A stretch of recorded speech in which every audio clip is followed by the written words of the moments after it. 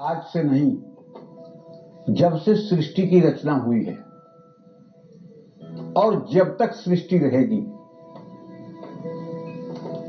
लक्ष्मी की पूजा सदैव रहेगी, सदैव है, सदैव रहेगी। शायद ही जगत में कोई ऐसा पैदा होगा या पैदा हुआ हो जो महालक्ष्मी की कृपा न चाहता।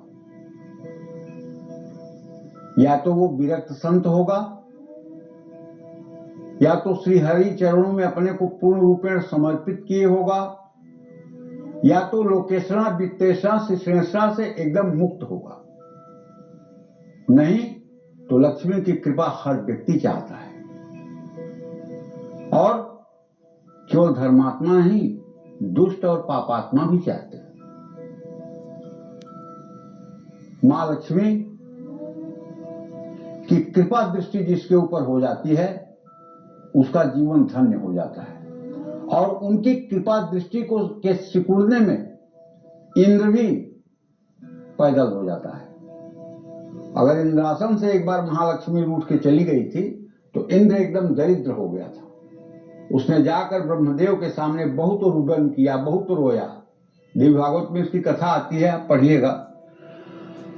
ब्रह्मा जी प्रसन्न होकर के इंद्र से कहते हैं कि तुझे एक मंत्र बताता हूं, इस मंत्र का तू 10 लाख अनुष्ठान कर, तब जाकर के महालक्ष्मी पुनः स्वर्ग में निवास करेंगे। और उस मंत्र का अनुष्ठान देवराज इंद्र करता है।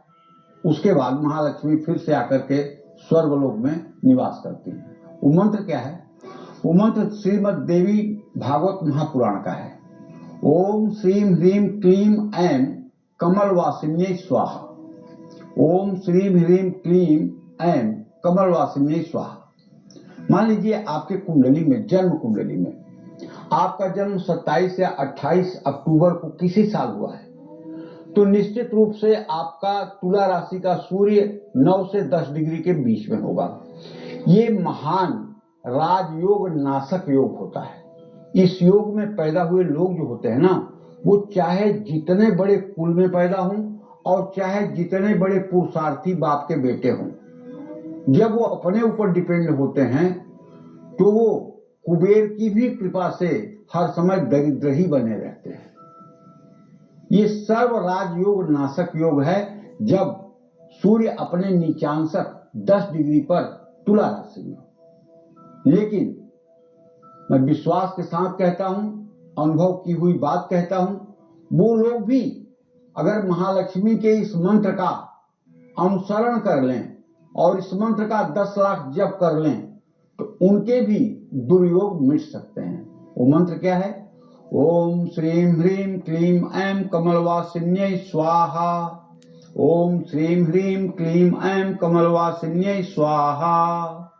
भैया, ये मंत्र कमलगट्टे की माला पे या रुद्राक्ष की माला पर या स्फटिक की माला पर किया जाएगा। महालक्ष्मी का एक सुंदर सा बैठी हुई कमल के फूल पर महालक्ष्मी का चित्र लगा करके उनका विधिवत आवाहन, ध्यान, आवाहन, आसन, पाद्य, अर्घ, आचमनी, वस्त्र, उपवस्त्र, गंधाक्षत, पुष्प, धूप, दीप, नैवेद्य, तांबूल, पुंगी फल और निराजन आरती से पूजा करनी चाहिए। और इस मंत्र का पूर्व दिशा में मुंह करके ऐसा जप करना चाहिए कि ये जप आपका एक साल में कम से कम 10 लाख हो जाए। जिस दिन ये जप की संख्या पूरी होगी, उसके पहले तो मैं चमत्कार की कोई बात नहीं कर रहा हूं, लेकिन जिस दिन ये 10 लाख की संख्या पूरी आप करेंगे, उसके दूसरे दिन से ही आपको उजाला दिखाई देने लगेगा। आपको अपनी जिंदगी का अंधकार दूर होता हुआ दिखाई देगा। देखिए, बिना तपस्या के किसी को कुछ मिला नहीं है। चाहे जितने बड़े संत हुए हों, चाहे जितने बड़े महात्मा हुए हों, और चाहे जितना बड़ा कोई वरदानी हुआ है, तब तो सबने किया है। यहां तक कि राक्षस, रावण, हिरण्याकश्यप, हिरण्याक्ष सबने तपस्या किया है। अगर वरदान प्राप्त किया है तो पहले तपस्या किया है।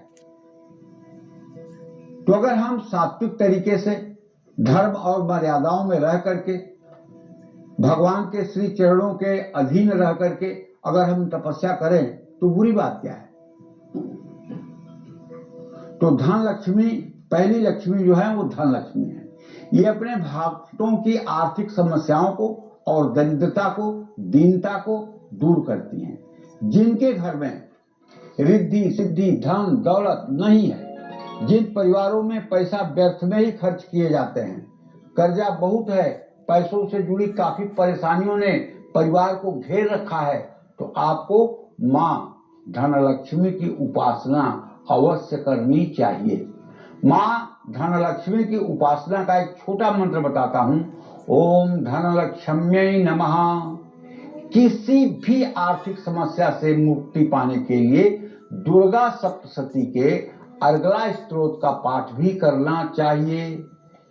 जयं त्वं देवी चामुंडे, जय भूतातिहारिणी, जय सर्वभगते देवी कालरात्रि नमस्तुते। देहि सौभाग्यम आरोग्यम, देहि में परमं सुखम, रूपम देहि जयम देहि, यशो देहि दुषो जहि।